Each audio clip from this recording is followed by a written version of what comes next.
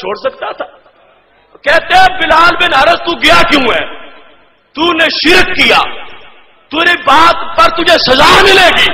نہیں، حضرت عمر نے مانا تو صحیح گیا ہے، تیری بات میں قبول کرتا ہوں، سندیشہ تیرا صحیح ہے، لہذا رجل والا معاملہ حضرت عمر نے ختم کر دیا ہے۔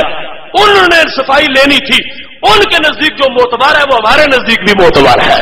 جب وہ مان گئے رجل کی بات، ہم بھی مان گئے اور ان تک سند ثابت ہے، لہذا میں سند صحیح سے یہ بیان کر رہا ہوں کہ نبی علیہ الصلوۃ والسلام سے بعد از وصال ہم ہی نہیں صحابہ بھی مانگنے والے ہیں۔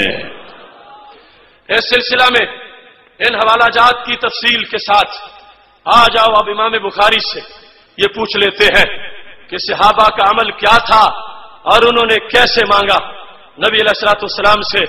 یہ میرے ہاتھ میں جو کتاب ہے اس کا نام ہے الادب المفرد، یہ ہے امام بخاری کی کتاب۔ اس میں ایک باب ہے، باب ما یقول الرجل اذا خدرت رجلہ، جب بندے کا پاؤں شل ہو جائے، سو جائے، اسے کیا کرنا چاہیے۔ اس باب میں انہوں نے حدیث ذکر کی ہے، اے سنی اپنے ایمان کی سند پر ناز کر، کہاں سے چل کے تیرا مسلک آیا ہے۔ یہ ہے الادب المفرد، الادب المفرد اور 142 صفحہ۔ آپ حیران ہوں گے باقی کتابیں نہیں ہیں، یہ پرانی کیوں ہے؟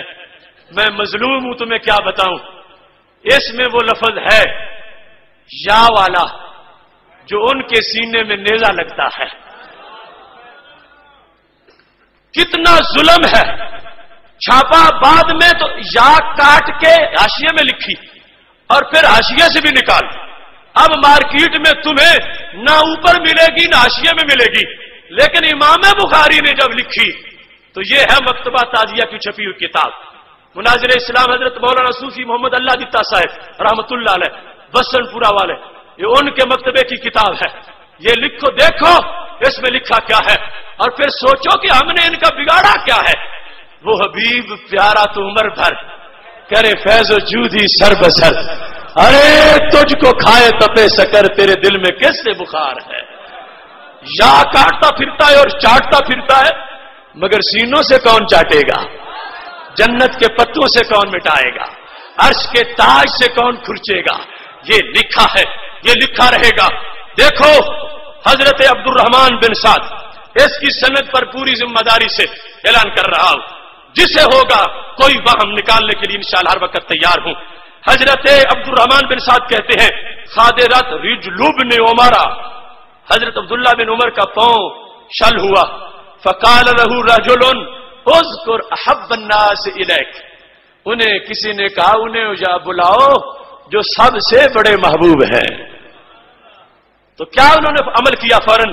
فقال یا محمد صلی اللہ علیہ، فقال یا محمد صلی اللہ علیہ وسلم۔ یہ بات نبی علیہ السلام کے وصال کے بعد کی ہے، چونکہ یہ جو راوی ہے نا حضرت عبد الرحمن بن سعد، یہ حضرت عبداللہ بن عمر کے غلام ہیں، یہ تابعی ہیں، یہ صحابی نہیں ہیں۔ اگر نبی علیہ السلام کے زمانے کی بات ہوتی تو پھر یہ تابعی نہ ہوتے، یہ بھی صحابی ہوتے۔ یہ تابعی روایت کر رہے ہیں حضرت عبداللہ بن عمر سے، ان کا نبی علیہ السلام کے وصال کے بعد جب مشکل پڑی، پاؤں شل ہوا، تو انہوں نے کیا کہا؟ فقال یا محمد صلی اللہ علیہ وسلم۔ اب آگے میں حوالے پیش کرتا ہوں، کہتے ہیں یوں ٹھیک ہوا، لگتا تھا بیمار نہیں تھا، رسی سے باندھا ہوا تھا، رسی کسی نے کھول دی ہے۔ فریاد امتی جو کرے حال زار میں، ممکن نہیں کہ خیر بشر کو خبر نہ ہو۔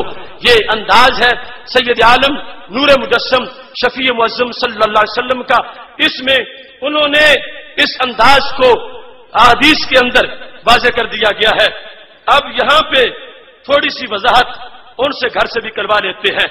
یہ تحفۃ الذاکرین ہے، ان کے امام شوکانی کی کتاب تحفۃ الذاکرین، اس کے اندر یہ صفحہ نمبر 249 پر یہی حدیث موجود ہے، اور یہاں یہ واضح کر دیا گیا ہے کہ کہتے ہیں حیثم بن حنش کننا عند عبداللہ بن عمر، ہم ان کے پاس تھے، ان کا پاؤں جس وقت سو گیا، قال له رجل اذكر احب الناس الیک، کہا گیا جو سب سے بڑے محبوب ہیں ان کو یاد کرو۔